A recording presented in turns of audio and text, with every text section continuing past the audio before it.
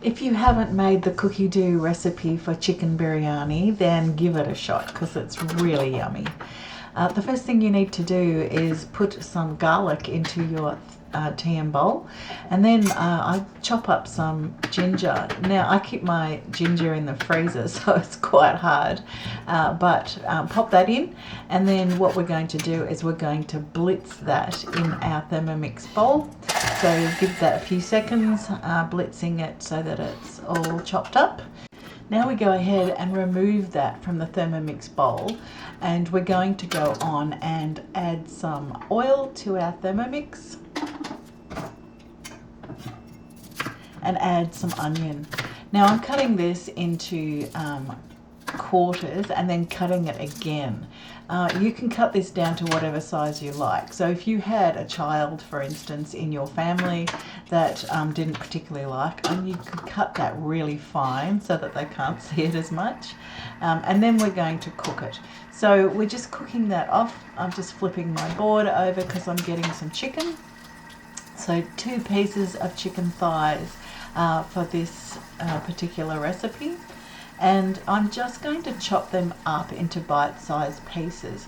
So when I make my chicken in the Thermomix, just make sure that when you cook your protein, it'll shrink. So if you cut it really small, it's going to end up even smaller after it's cooked.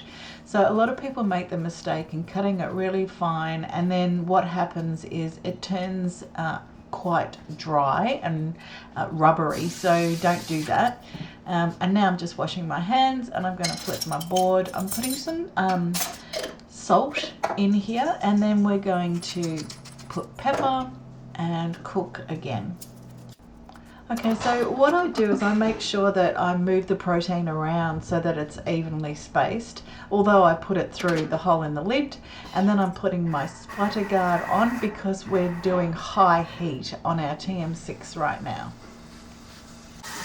Okay, so I've just finished cleaning down a little bit and making sure that I've got a clean knife and chopping board, and I'm just chopping up the tomatoes to the size that I want them to be for the biryani, and getting those ready. So with your TM6, you can actually press preview and see what else you need to collect for this recipe. So I've collected my spices and I've collected my tomato paste. So I've put them on the bench ready to go. I'm adding some salt to the spice blend that I have. So we all add these things together. So we take the lid off now, and I'm going to add in the tomatoes. So just before I do that, I'm just going to stir the base of the bowl to make sure that everything's cooking evenly. And we're going to put the tomatoes in. And then on top of that, we're going to put the tomato paste.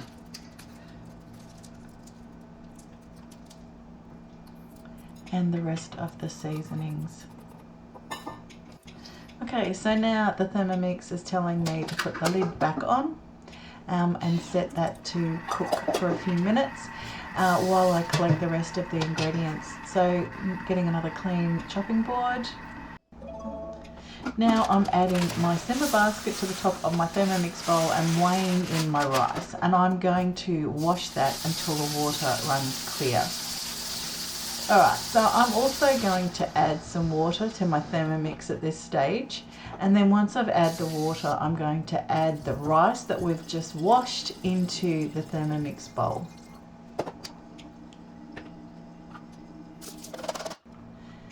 Now I'm just going to get my spatula and give it a bit of a stir. We want to make sure that the water is all through, and put the lid back on and set it to cook the rice. Okay, this is confusing. Cassia, cinnamon.